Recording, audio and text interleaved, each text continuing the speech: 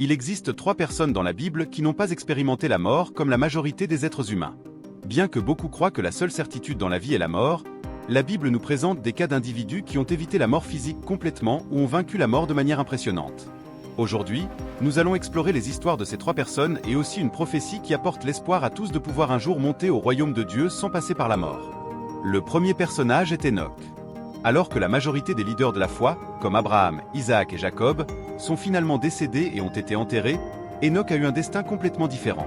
Selon la Bible, Enoch a marché avec Dieu pendant 365 ans. Contrairement à ses contemporains, il n'a pas connu la mort. À la place, Dieu l'a emmené directement au ciel. Hébreux chapitre 11, verset 5, nous donne une vision claire de cet événement extraordinaire. Le texte dit qu'Enoch a été retiré de cette vie pour qu'il ne connaisse pas la mort. Il ne put être trouvé, parce que Dieu l'avait emmené. Avant d'être emmené, il a été loué comme quelqu'un qui plaisait à Dieu. De plus, Enoch était le père de Mathusalem, connu comme la personne ayant vécu le plus longtemps dans l'histoire de l'humanité, avec 969 ans. La vie d'Enoch est un exemple remarquable de fidélité et de communion avec Dieu. Enoch est mentionné pour la première fois dans le livre de la Genèse, chapitre 5, versets 21 à 24. Ce passage décrit brièvement la vie d'Enoch, soulignant son intime communion avec Dieu. L'auteur du livre des Hébreux, dans Hébreux 11, verset 5, nous donne une vision supplémentaire du caractère d'Enoch, soulignant sa foi et comment il a plu à Dieu, raison pour laquelle il a été épargné de la mort physique. Ce concept d'être emmené par Dieu sans connaître la mort physique est unique et suscite diverses interprétations théologiques et débats parmi les érudits de la Bible. Dans l'ouvrage Patriarche et prophète d'Ellen G. White, Enoch est décrit comme un homme de caractère irréprochable et de foi profonde. Il a vécu à une période de corruption croissante et de décadence morale sur la terre, mais sa vie de droiture et sa communion intime avec Dieu se sont distinguées de manière notable. Enoch n'a pas seulement vécu pour lui-même, mais il a aussi cherché à conduire les autres sur le chemin de la justice. Grâce à ses efforts, beaucoup se sont tournés vers Dieu. Cet engagement envers la droiture et l'évangélisation a renforcé encore plus sa relation avec Dieu, culminant par son enlèvement au ciel sans passer par la mort. En plus des récits bibliques et des œuvres de dévotion, il est intéressant de noter qu'Enoch est aussi une figure significative dans les écrits apocryphes et pseudépigraphes. Le livre d'Enoch, bien que non canonique pour la plupart des traditions chrétiennes, est un texte ancien qui étend beaucoup sur la vie et les visions d'Enoch. Ce livre, largement respecté dans les traditions juives et chrétiennes éthiopiennes, décrit Enoch comme un visionnaire qui a reçu des révélations célestes sur le jugement et le destin de l'humanité. Bien qu'il ne soit pas considéré comme une écriture inspirée par la plupart des dénominations chrétiennes, le livre d'Enoch lui offre une perspective fascinante sur la spiritualité et la théologie de la période intertestamentaire. Le deuxième personnage est Élie, dont le départ de la terre a été encore plus spectaculaire.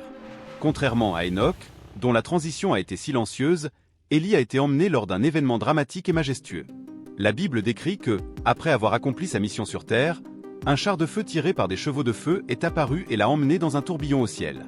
Cet événement a été observé par Élisée, qui a eu le privilège de voir Élie être emmené au ciel de manière si grandiose. Élie était un prophète remarquable, connu pour sa foi inébranlable et ses miracles impressionnants. Il a accompli des faits extraordinaires, comme la multiplication de l'huile et du blé pour une veuve et son fils, et la confrontation avec les 450 prophètes de Baal.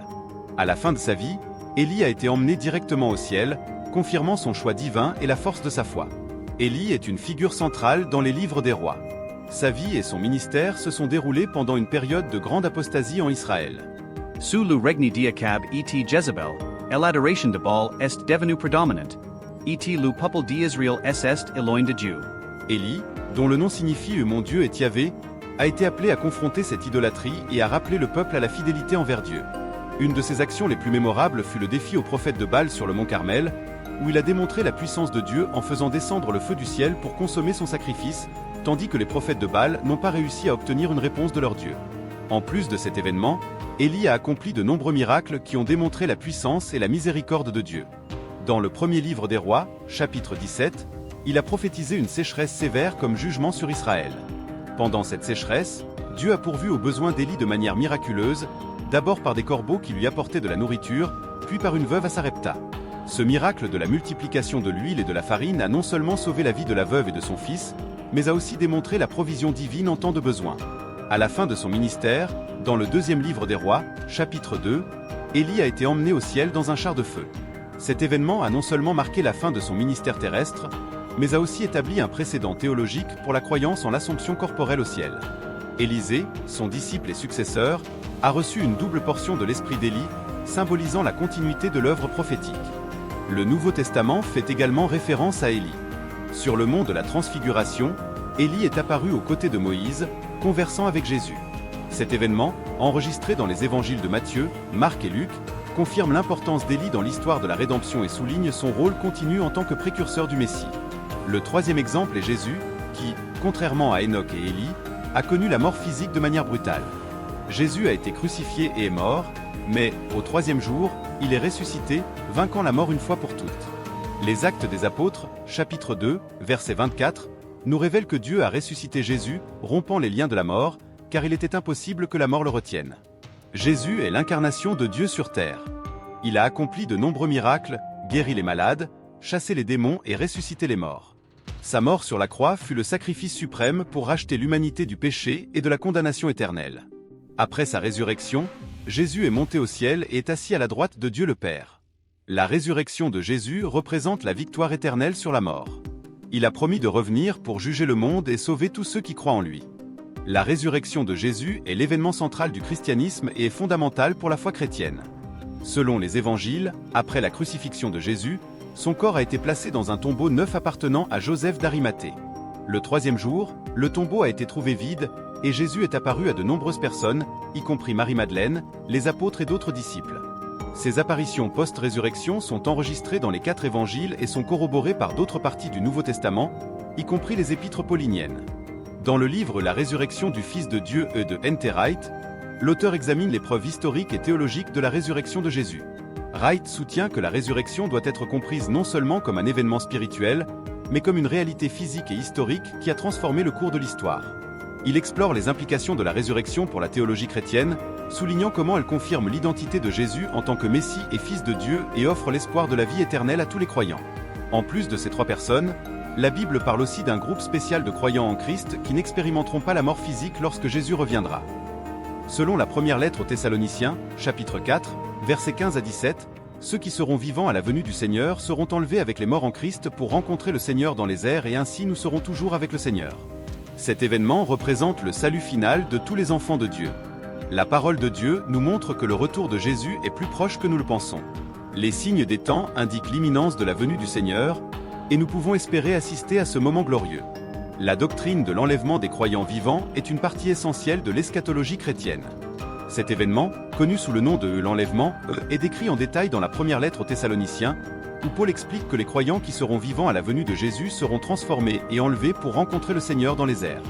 Cet événement sera accompagné de la résurrection des morts en Christ, créant une rencontre céleste entre tous les croyants et le Seigneur.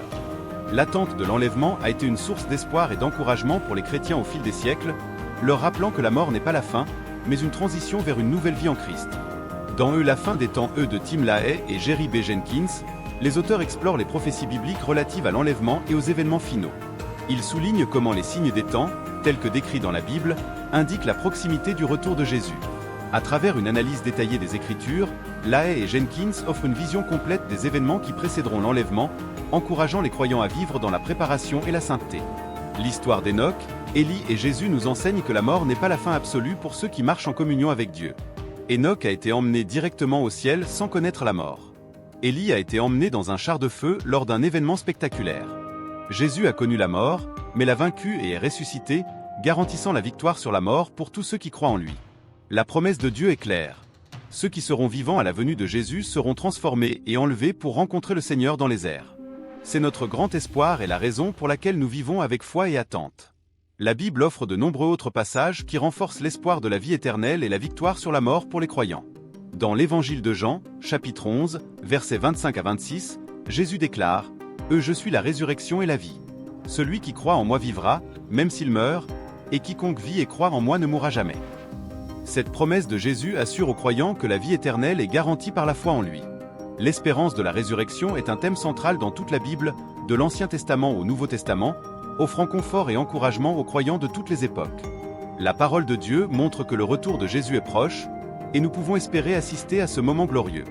Les signes des temps indiquent que nous vivons dans les derniers jours, et l'attente de la seconde venue du Christ est plus réelle que jamais. La promesse que nous serons emmenés pour être avec le Seigneur est une encre d'espoir pour tous ceux qui croient, nous incitant à vivre de manière digne et en sainteté. Vous avez aimé cette vidéo ? Commentez ci-dessous ce que vous en avez pensé et n'oubliez pas de liker et de partager. Si vous avez aimé ce contenu, abonnez-vous à la chaîne pour recevoir plus de vidéos comme celle-ci. Que Dieu vous bénisse.